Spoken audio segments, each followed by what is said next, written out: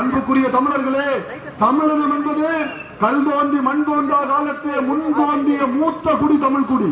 நாம் வீரத்திலும் விவேகத்திலும் அன்பிலும் சிறந்தவர்கள். அன்பிலும் சிறந்தவர்கள் என்பதை நீங்கள் மனதிலே இருத்திக் கொள்ள வேண்டும்.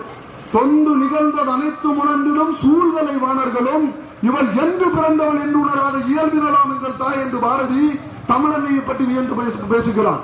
முக்காலத்தையும் உணர முடிந்த சூழ்கலை வாணர்களும் இவள் என்று பிறந்தவள் என்று உணராத இயல்பினலாம் எங்கள் தாய் என்று பாடுகிறார்.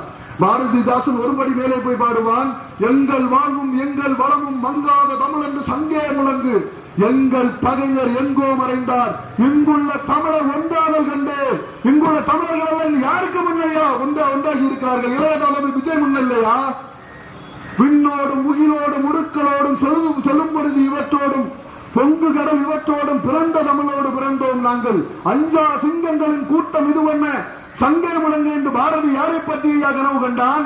எங்கள் இளைய தளபதி விஜயின் பின்னால் அணி அணியாக சாலை சாலையாக கோடி கோடியாக ஒரு அரசியல் மாற்றத்திற்காக ஒரு புரட்சிக்காக அணி திரண்டிருக்கின்ற இந்த இளைஞர்களை பார்த்துதான் ஐயா பாரதிதாசன் சொன்னான்.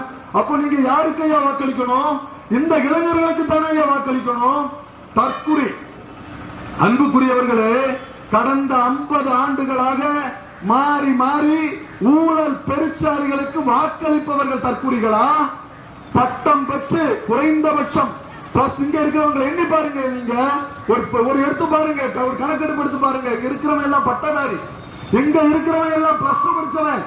இவன் அரசியல் மாற்றத்திற்காக அணி திரண்டு இருக்கிற எங்களை பார்த்தாயா நீங்கள் தற்குறி என்று சொல்லுகிறீர்கள்?